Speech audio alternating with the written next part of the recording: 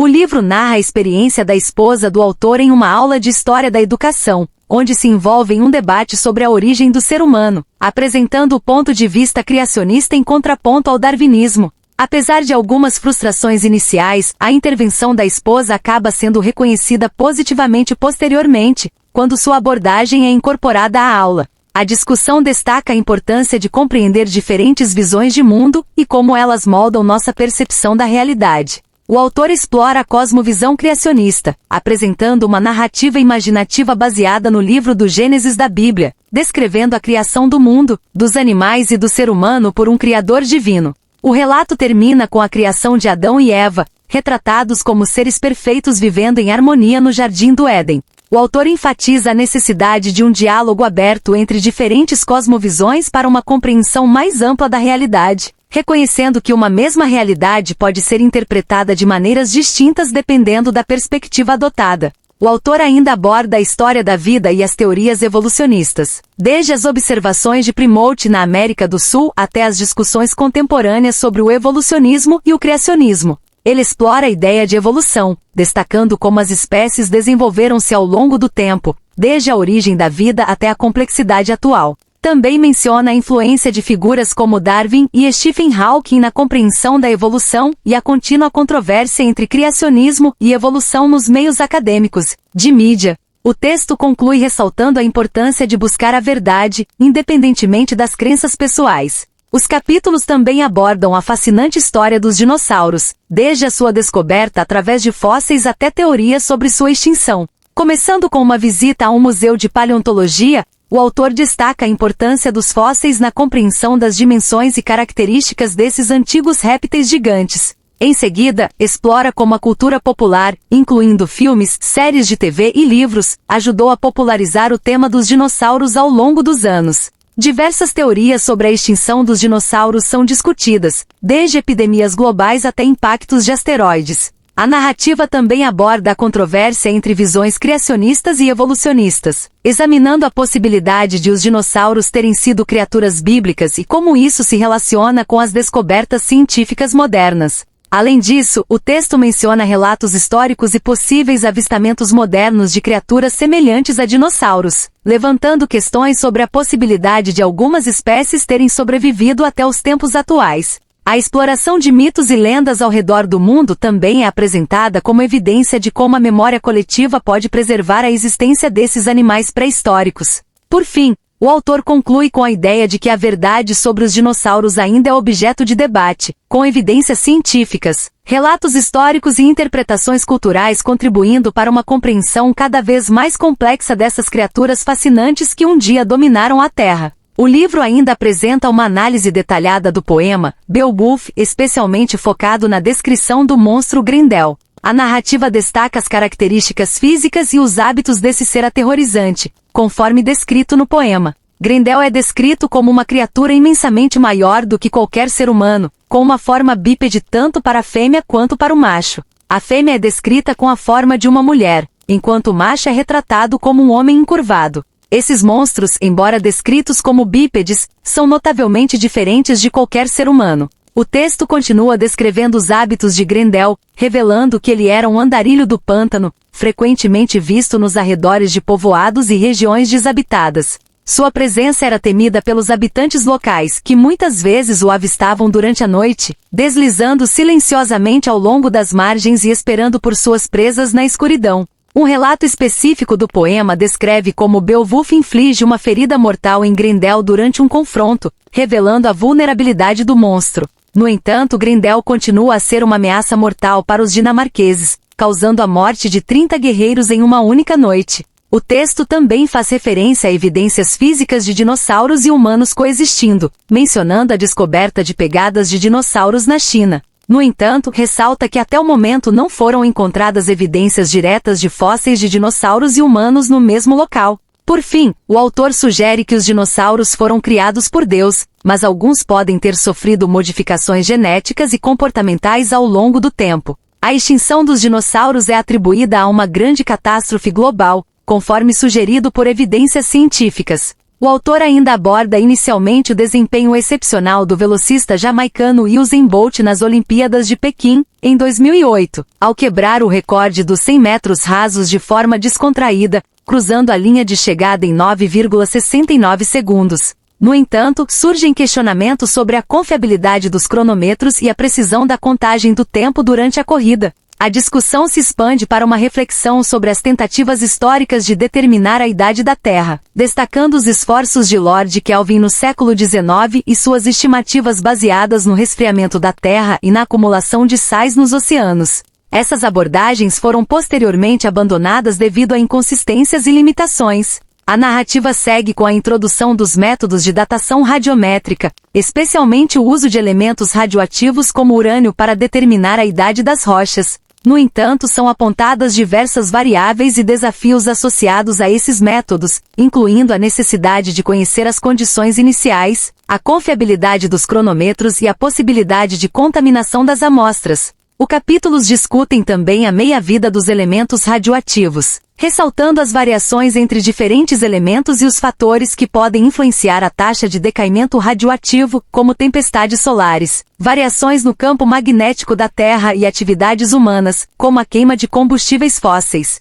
São apresentados casos específicos que desafiam as conclusões dos métodos de datação radiométrica, como a detecção de carbono 14 em diamantes datados de milhões de anos, sugerindo a possibilidade de que a Terra possa não ser tão antiga quanto se supõe. A discussão enfatiza as limitações e incertezas associadas aos métodos científicos de datação e ressalta a importância de considerar uma variedade de evidências e abordagens na compreensão da história da Terra. A análise dos tecidos internos até a camada externa da presença da tábua de 7.820 anos a partir da morte e a revelação de que o interior do animal indicou que ele morreu 750 anos mais tarde são perturbadoras. Imagine a agonia de ser pobre, próximo a uma árvore perto de um aeroporto. Idades de radiocarbônica na ordem de 10.000 anos foram encontradas em árvores próximas a aeroportos, embora seja sabido que elas não tenham mais que algumas décadas. Isso evidencia a contaminação pelos gases expelidos dos aviões. Em seu livro sobre a América pré-histórica, é apresentado um caso clássico das dificuldades que ocorrem com a datação por radiocarbono. Ossos datados de 30.000 anos foram encontrados sobre leia datada de 16.000 anos. Algo semelhante ocorreu em Jaimovilla, considerada pré-histórica no norte do Iraque. Amostras de vários estratos foram datadas, resultando em um espalhamento de 6.000 anos entre as mais velhas e as mais recentes. Com base em todas as evidências arqueológicas, os analistas concluíram que a vila esteve ocupada não menos de 500 anos antes de ser finalmente abandonada. Foi calculado que a argamassa do castelo na Inglaterra tinha uma idade de 7.370 anos segundo o método do carbono, 14, mas o castelo foi construído há 785 anos. Não ficou claro qual foi a fonte da contaminação, talvez porque a argamassa tenha absorvido o dióxido de carbono das análises radiocarbônicas. Resultados de análises de petróleo do Golfo do México resultaram em unidades de milhares de anos, não de bilhões.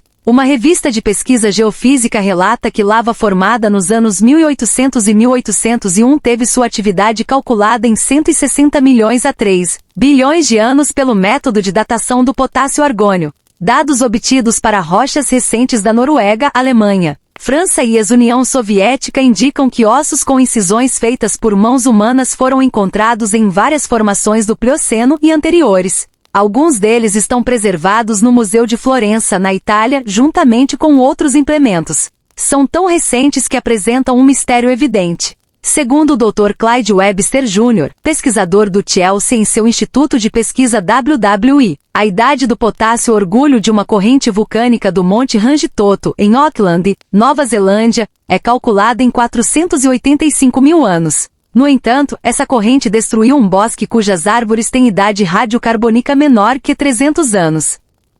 Os estudos do Dr. Luiz Pais sobre o carbono, 14 indicam que a contaminação por carbono, 12 dos esqueletos enterrados produz cifras excessivas para a idade calculada pelo método do carbono, 14. Pai demonstrou que a argamassa contaminou os ossos e explicitou como método do carbono, 14 falhou em datar esqueletos pré-históricos de altas cidades da Califórnia, alguns com mais de 30.000 anos. O arqueólogo C.M. Soderbergh se refere às atitudes comuns de seus colegas nos seguintes termos: se uma datação por radiocarbono apoia nossas teorias, a incluímos no texto; se ela não, a rejeitamos frontalmente, e se for discrepante, simplesmente não a mencionamos. A luz de polônio é interessante. Nota-se que o comportamento dos elementos radioativos nem sempre promove os casos à ideia de uma Terra extremamente antiga, como querem os evolucionistas. Robert e Jennifer, especialistas mundiais em isótopos radioativos, destacam que os radioisótopos, ou radioátomos, apresentam microscópicas feições encontradas preferencialmente em biotita, um dos minerais essenciais das rochas graníticas. Essas minúsculas estruturas são originadas pela emissão de partículas alfa a partir de um pequeno grão de material radioativo. Ao longo de sua trajetória, essas partículas danificam a porção mineral circunjacente, continuando o processo de desintegração radioativa do elemento pai para o elemento filho. Partículas alfa com energias ou velocidades diferenciadas geram uma estrutura equivalente a várias esferas concêntricas, cujo centro teria o referido grão radioativo. Uma das maiores descobertas do Dr. Webster foi verificar a presença de rádio e polônio de origem primária em granitos pré-cambrianos, datados de 4,6 bilhões de anos. A descoberta revelou que os granitos tiveram que ser criados de forma rápida e fria. Para o pesquisador, o granito pré-cambriano, ou embasamento cristalino primordial da crosta terrestre, teria sido criado por Deus no primeiro instante do primeiro dia da criação, cerca de 6.000 anos atrás. Cronômetros alternativos como o professor Cristiano da Silva Neto, fundador da Associação Brasileira de Pesquisa da Criação, ABPC, apontam para uma Terra significativamente jovem.